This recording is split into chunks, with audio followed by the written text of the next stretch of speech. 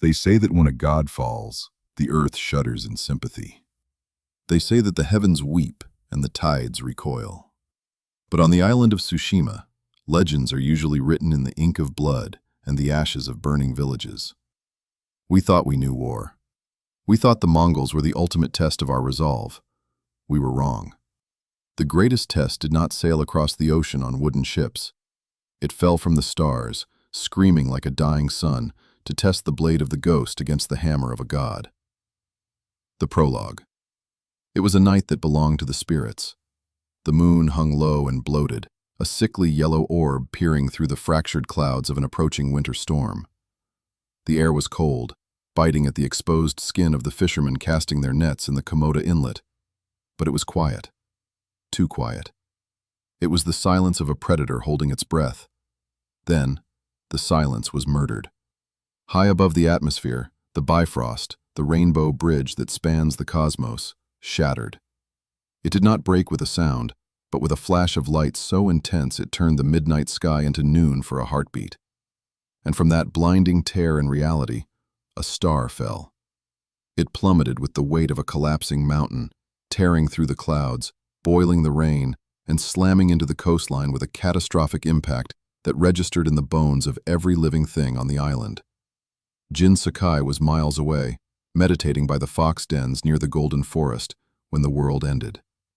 It started as a vibration in the soles of his boots, a rhythmic thumping that quickly escalated into a violent convulsion of the earth. The trees around him swayed as if caught in a hurricane, shedding their golden leaves in a sudden, panicked shower. His horse, Nobu, reared up, screaming in primal terror, snapping the reins that tethered him to a cedar tree. Jin was on his feet instantly, his hand instinctively finding the hilt of his katana. He looked north, toward the coast. A pillar of steam and debris was rising miles into the air, blotting out the stars. It looked like a volcano had erupted from the sea. Mongols? Jin whispered the word, but it tasted like a lie on his tongue. The Mongols had black powder, yes. They had siege engines that could shatter stone walls. But they did not have the power to make the island scream. This was something else. This was a violence that felt ancient, elemental. He calmed Nobu with a gentle hand and a whispered promise, mounting the terrified animal. He kicked the horse into a gallop, riding not away from the destruction, but directly into its heart. The journey to the coast was a ride through a nightmare. As he got closer, the air grew thick and hot. The smell was the first thing to hit him, a pungent, acrid stench of ozone, melting sulfur, and scorched earth. It smelled like lightning that had been bottled and left to rot. Birds were falling from the sky, dead from the shockwave. The forest was silent, save for the crackling of small fires started by falling debris. When Jin finally crested the cliffs overlooking the beach, he stopped. He looked down, and for the first time since the invasion began, he felt a cold knot of dread tighten in his stomach. The beach was gone. In its place was a glassed crater, the sand fused into jagged shards of obsidian by intense heat.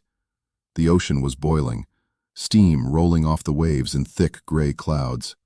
And in the center of this devastation, amidst the swirling steam and the ruin, stood a man. He was a titan. Even from this distance, Jin could see the sheer impossibility of his scale. He was a mountain of muscle, broad-shouldered and thick-limbed, standing amidst the surf like a jagged rock that the ocean could not erode. He wore armor that gleamed even in the darkness, circular silver plates etched with runes that hurt the eyes to look at, heavy gauntlets that looked capable of crushing a helmet like an eggshell, and a tattered, soaked red cape that dragged in the water behind him like the tail of a wounded dragon. In his right hand, he gripped a hammer. It was a strange, blocky weapon, gray and unadorned, seemingly too short for a man of his size, yet he held it with a familiarity that suggested it was an extension of his own arm. The giant threw his head back and screamed at the sky. It wasn't a scream of pain, but of command. "Heimdall, open the gate!" The voice was a physical force. It rolled up the cliffs, shaking the dust from Jin's armor. The sky remained dark. The clouds swirled, indifferent. The giant swung the hammer at the heavens, a gesture of violent frustration. "Odin! Father, do you mock me?" He struck the surface of the ocean with the weapon. Boom! A geyser of water erupted, shooting 50 feet into the air, raining down salt water and dead fish upon the blackened sand. JIN SAKAI tied Nobu to a tree well back from the edge. This was not a fight for cavalry. He checked his weapons, his katana, sharp and clean, his tanto, his kunai, his smoke bombs. He adjusted his mask, the ghost mask, designed to strike fear into the hearts of men. He wondered briefly if it would have any effect on a monster. He descended the cliff path, moving with the silence of a shadow. He stepped onto the glassed sand, his boots crunching softly on the debris. The giant was still facing the ocean, his chest heaving, his breathing ragged and loud. JIN stopped 50 paces away. He let the wind carry his voice. "You have broken the silence of this island," JIN announced, his tone flat, devoid of fear, filled only with the authority of the Jito's nephew. The giant froze. He didn't spin around in panic. He turned slowly, creating a wake in the water around his waist. He looked at JIN. The face of the stranger was a landscape of war. He had a thick blonde beard braided with salt and sweat, a scar running through one eyebrow, and eyes that were the piercing electric blue of a winter storm. He looked at JIN, at the black armor, the demonic mask, the twin swords, and his brow furrowed in confusion. "A dark elf," the giant rumbled. His Japanese was broken, the syllables crushed together with a guttural accent that sounded centuries old. "Or a demon of Muspelheim sent to mock my exile. Speak, shadow creature. Where have you banished me? Why is the Bifrost shattered?" "I know nothing of elves," JIN replied, his hand resting casually on the hilt of his katana. "And I have banished no one. But you are trespassing on Tsushima, and you have destroyed my coast." The giant laughed. It was a deep, baritone sound that grated on JIN's nerves. "Tsushima? I care not for the name of this rock. I am Thor, son of Odin, god of thunder, and I demand you tell me where the All-Father is." Thor stepped out of the water, water cascading off his armor. As he stepped onto the sand, the ground shook. He was at least 1.5 feet taller than JIN, a towering wall of Asgardian might. "I am the protector of this people," JIN said, narrowing his eyes behind the mask. "And I do not care for your titles. Drop the weapon." Thor looked at the hammer, Mjolnir. He looked back at JIN with a grin that was both amused and dangerous. "Drop Mjolnir? You have courage, little demon, but you lack wisdom. I have wrestled the Midgard serpent. I have slain legions of frost giants. I do not disarm for a mortal in a Halloween mask." "Then you will bleed like a mortal," JIN said. JIN drew his katana. The sound of the steel leaving the scabbard was a high, clear note that cut through the sound of the wind. Shing! Thor's eyes lit up. He didn't look afraid. He looked delighted. "A challenge. Good. My blood has grown cold in this wretched water. Warm me up, little man." Thor didn't take a stance. He didn't bow. He simply exploded into motion. For a man of his size, his speed was terrifying. He didn't run. He propelled himself forward, kicking up clouds of wet sand. He covered the 50 paces in the blink of an eye. He raised the hammer high above his head, roaring a war cry that sounded like a rock slide. JIN analyzed the attack in a fraction of a second. The swing was wide. It was telegraphed. But the momentum behind it was unstoppable. If JIN tried to parry this with his katana, the hammer would shatter the blade and crush his skull beneath it. JIN dropped. He collapsed his knees, sliding forward through the slick mud and ash. The hammer whistled over his head. The wind pressure alone was enough to rip the rivets from his pauldrons. Mjolnir struck the ground behind him. Crack, boom! The impact was catastrophic. A crater 10 feet wide opened up in the sand. Shrapnel flew like arrows. JIN felt the shockwave ripple through his internal organs, bruising them instantly. JIN rolled to his feet, coming up behind the giant. He struck. A quick, precise slash aimed at the back of Thor's knee, a tendon cut meant to cripple. The Sakai steel, forged by the finest smiths in Japan, struck the Asgardian flesh. It felt like hitting a tire made of iron. The blade bit, yes. A line of bright, golden red blood welled up. But it didn't slice through. The muscle was too dense. The skin was too tough. Thor roared, not in pain, but in irritation. He spun around with a backhand swing of his fist. Jin saw it coming, but he misjudged the reach of the giant. Thor's armored forearm clipped Jin's shoulder. It was like being hit by a galloping horse. Jin was lifted off his feet and thrown 20 feet through the air. He crashed into a piece of driftwood, shattering it with his spine. He hit the sand and rolled, gasping for air, his vision swimming with white spots. His left shoulder went numb. Thor turned, wiping the blood from his leg. He looked at the cut, then at Jin. "You have a sharp tooth, Wolf, but you cannot kill a storm with a needle." Thor advanced. He didn't summon lightning. He tried. Jin saw him clench his fist, saw the veins bulge in his neck as he called for the power, but no sparks came. The god was stripped. He was relying on brute force alone, but his brute force was enough to level a city. Jin scrambled to his feet. He couldn't fight this man toe-to-toe. He couldn't trade blows. He had to be the ghost. He had to use fear, deception, and tools. "You are strong," Jin wheezed, spitting blood onto the black sand. "But strength makes you slow." "I am fast enough to crush you," Thor bellowed, swinging the hammer in a horizontal arc. Jin ducked under the swing and reached into his belt. He threw a sticky bomb.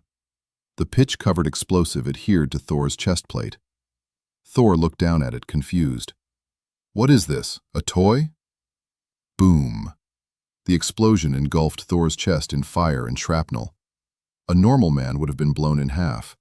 Thor was merely staggered. He took a step back, coughing, batting at the flames on his cape. His armor was scorched, his beard singed, but he was standing. "Fire?" Thor laughed, his teeth stained with soot. "I have walked through the forges of Nidavellir. This is a spark." But the distraction worked. Jin was already moving. He threw a smoke bomb at Thor's feet. A cloud of thick, acrid gray smoke expanded instantly, blinding the giant. "Coward!" Thor yelled, swinging blindly into the smoke. "Fight me! Face me!" Jin moved silently through the haze. He was in his element now. He circled the giant, listening to the heavy footsteps. He climbed a jagged rock formation to his left, gaining height. As Thor emerged from the smoke, rubbing his stinging eyes, Jin leaped. He came down from above, his katana held in a reverse grip, aiming for the gap between Thor's neck and shoulder pauldron. A killing blow. Thor didn't see him, but he felt the displacement of the air. He sensed the intent. Thor twisted at the last second. The blade missed the neck, but plunged deep into the trapezoid muscle of Thor's shoulder. Thor screamed. This time it was pain, real pain. He reached up, with his free hand, grabbing Jin by the chest armor before the samurai could pull the blade out. "Got you," Thor snarled. He ripped Jin off his back and slammed him into the sand. The impact knocked the wind out of Jin completely. For a moment he couldn't breathe. He looked up to see Thor towering over him, the katana still sticking out of his shoulder. Thor reached up and pulled the sword out. He grunted, his face pale, blood streaming down his chest. He tossed the katana aside. It landed in the sand, out of Jin's reach. "You fight well," Thor said, his voice heavy with exertion. "Better than the dark elves. Better than the frost giants. You have the spirit of a Valkyrie." Thor raised the hammer. "But this ends now." Jin looked at the hammer. He looked at the face of the god. He saw no malice there, only the grim duty of a warrior. Jin's hand moved to his belt. He had one trick left. He drew his tanto, the short dagger. As Thor brought the hammer down, Jin rolled to the side, narrowly avoiding having his skull crushed. He scrambled on his hands and knees toward his fallen katana. Thor kicked him. The boot caught Jin in the ribs. Crack! Jin cried out, curling into a ball. The pain was blinding. He felt jagged bone grating against his lungs. He was broken. Thor stood over him, breathing heavily. The giant was bleeding from a dozen wounds. His leg, his shoulder, his chest, all were weeping golden red blood. He was tired. The mortal world was heavy, and without the Odin force, his stamina was draining. "Yield," Thor commanded. He lowered the hammer, leaning on it like a cane. There is no shame in falling to the son of Odin. You have fought with honor. Jin pushed himself up on one trembling arm. He looked at the sand, stained with his blood and the blood of the god. Honor, Jin rasped, blood bubbling past his lips. Honor means protecting those who cannot protect themselves. Jin forced himself to his knees. He looked up at Thor. And I do not yield. Thor's expression softened. He looked at the small, broken man who refused to stay down. He saw the fire in Jin's eyes, a fire that matched his own. Stubborn, Thor muttered. But there was a smile in his voice, like a dwarf. Thor took a step back. He hooked Mjolnir onto his belt. I will not kill you, Thor said. Jin blinked, confused. Why? Because you are the only thing on this rock that has made me feel alive since I fell, Thor said. He looked at his own wounds. And because you fight for your people. My father would like you. Thor looked at the horizon. The sun was beginning to bleed over the edge of the ocean, painting the water in hues of violet and gold. The storm had passed. I must go, Thor said abruptly. He felt a pull in his gut, a compass needle in his soul pointing east. I do not belong here, and if I stay, I will only bring more destruction to your shores. Where will you go? Jin asked, holding his side. To find a way home, Thor said. Or to find a glorious death. It matters not. Thor turned and began to walk toward the water. He didn't look back. He walked with a limp, favoring his cut leg, but his stride was still powerful.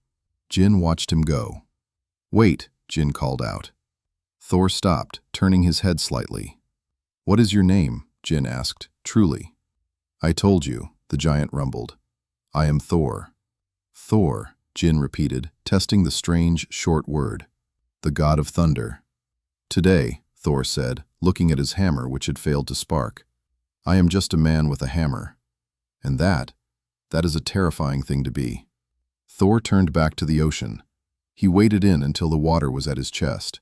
Then, he began to swim. He swam with powerful strokes, moving away from Tsushima, moving toward the unknown, toward the rising sun. JIN SAKAI sat in the bloody sand for a long time. He watched until the golden head of the god was just a speck in the distance. He watched until the sea swallowed him up. Slowly, painfully, Jin crawled to his katana. He used it to pull himself to his feet. He staggered to his horse, Nobu, who nickered softly at his approach. Jin mounted his horse, gritting his teeth against the pain in his ribs. He looked back at the cratered beach, the glassed sand, the ruin of the landscape. He had fought a god, and he had survived. Let's go, Nobu, Jin whispered. We have a war to finish. As he rode back toward the golden forest, the wind picked up, rustling the leaves. For a moment, it sounded like thunder. But Jin knew it was just the wind. The god was gone, but the ghost remained.